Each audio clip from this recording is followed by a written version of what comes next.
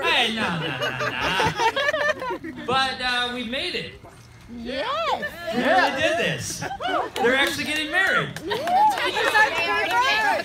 They're seriously getting married. This is their wedding day. It was 7 years in the working, but we've made it. Right. So you guys are part of it. So,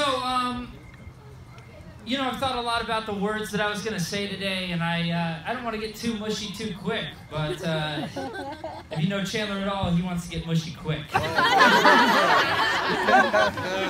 couple beers in him, and he's like, I'm ready to cry.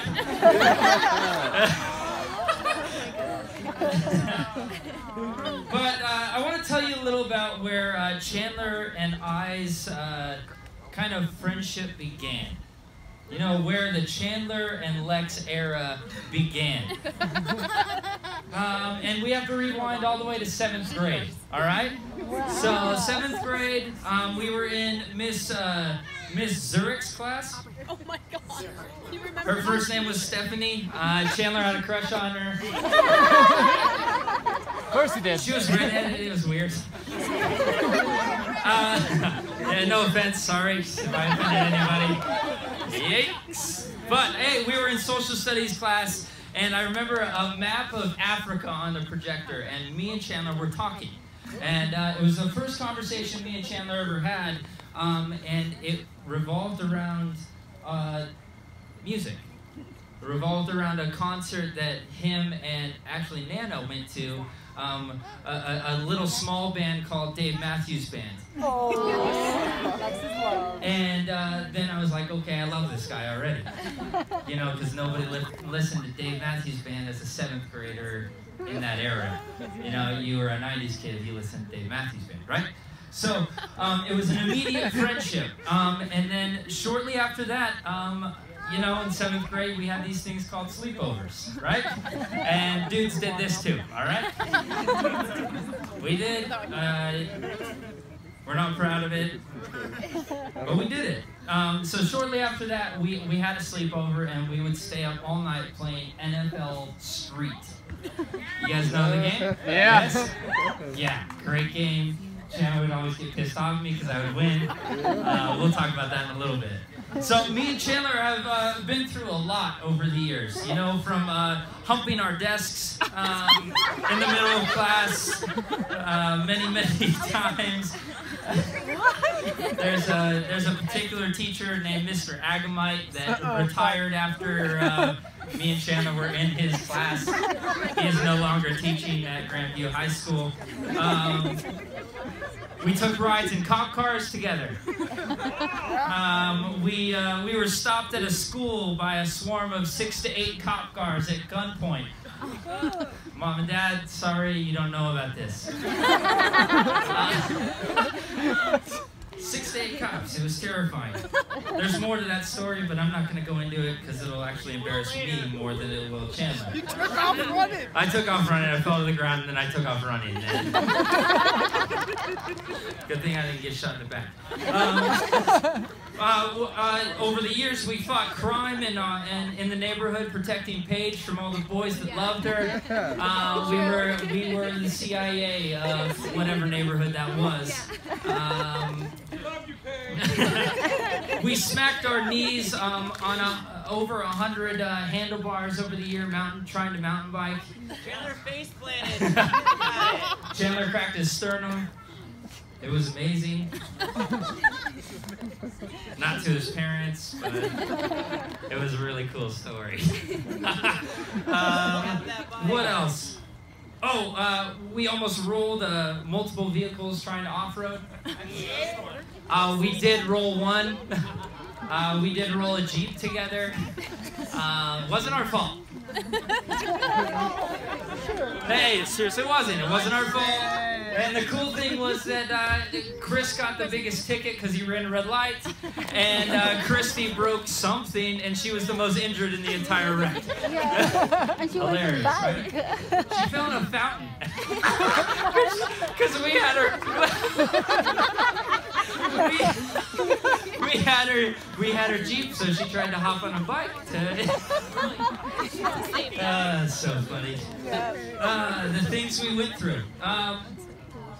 But you know, we walked away from all these memories with a couple scars and a bond that nobody could ever take away, right? A bond that nobody could take away.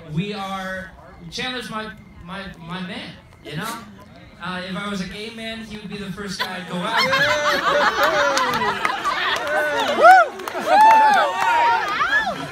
Whose wedding is this? But I'm not gay, so that'll pay the bills. So through all these adventures, we would chase girls. You know, we would chase girls through all these times, hoping to find love and other things, but we're going to talk about love. I've never told this to Chandler, but if you know me at all, I'm highly competitive. I hate losing. I actually broke a ping pong paddle today, just because I lost ping pong because Chandler beat me. So we've always had this very competitive relationship, and one of the things that I always was competing for with Chandler was to find the woman of our dreams, right? To find that first girl, right? He beat me to it. He beat me to this by actually like 5 or 6 years. You know, I got married first, so I didn't drag my feet as long as he.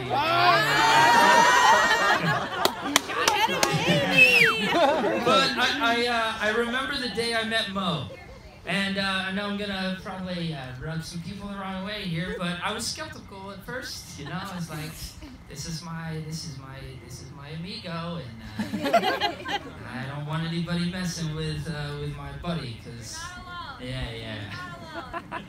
So I was skeptical at first at Moe, because she's a tough cookie, and she didn't really put up with anything, you know? Which is a good thing. Which is very good. Good job, Ron and Angela. Good job. We'll talk about that later. I'm almost done, I promise. Kinda. I just have a lot to say. It's you know, it's been a long time since I've had a chance, so bear with me. Where was I? Yeah, tough cookie. Didn't put up with anything. I'm gonna drink my drink before you're done. Yeah, don't worry. Oh, so it was senior year on April 20th, and we were at my house, either skipping class or maybe our off period. I think it was probably our off period. We didn't really skip class. So we were making breakfast burritos as our tradition for senior year, right? It was one of those things that we did every single time we had an opportunity to get out of class. Was make breakfast burritos and play NHL. Yeah. Those were the days. But realistically, I was making the breakfast burritos, and they were looking into each other's souls. Yeah, so it was pretty awkward, you know, set the scene, they're just like, oh, baby, oh, you know, that kind of stuff. And I'm like over just flipping hash browns. So, I finally got sick of it and yelled over to him and was like, hey, are you going to ask her out or like what? You know, I think that's a country song. Are you going to ask her out or not? Oh my. Are you going to kiss me or not? Oh, you're going to kiss me or not. Sorry. They all sound the same.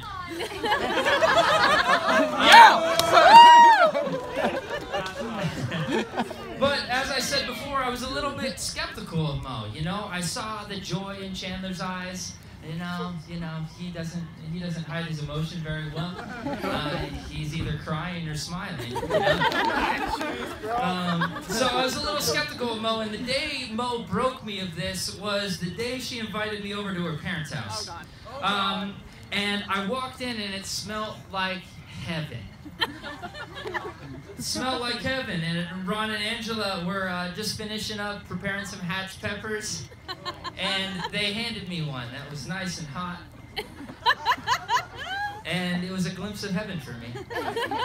And I bit into that thing, and I was like, yeah, Moe's gonna be okay. You know, Moe's gonna stick around for a while. I think we'll keep her around. Yeah, for the food. But Moe and Chan, honestly, I'm stoked for both of you guys. I'm so excited for both of you guys. You guys are a great team. You know, you got this little girl named Aubrey, who's the sweetest little girl. She's on the dance floor. You know, I've fallen in love with a little girl that fast. It's amazing. But you guys are a great team, and I'm excited to see where your guys' life goes. You know, but Mo, I want to talk to you first. Oh gosh. And you know, in all seriousness, the rest of this is going to be super serious. So when you laugh, you're wrong. Okay? So Mo, you are the luckiest girl in the world. Yeah. Everybody. You get to marry. You have married the most caring, hardworking, and determined guy that I know. Not many guys have owned 10 cars before they're 20. I told you it's not funny! Not many guys, right? Not many guys have owned 10 cars before they're 20. Not many guys have been 25-year-olds and are managers of multi-million-dollar companies. Yep. You are so lucky. Chan. Oh gosh, what's going on over there? Chan, you're also very lucky. You're so lucky. I admire the way you look at Aubrey. I admire the way you look at Mo. And you have an incredible wife who cares so much about not only you, but Aubrey. Like, one of the best moms I've ever known. Honestly, you don't have anything on my mom, but you got. You're doing okay. Yeah. You know, and she makes one hell of a taco. It's all about the food. You know, you are the luckiest guy. You are, and both of you guys have arrived. So you guys are relationship goals. Congrats. You guys have made it. You guys did it. You're here. Yes? So would you guys all raise a glass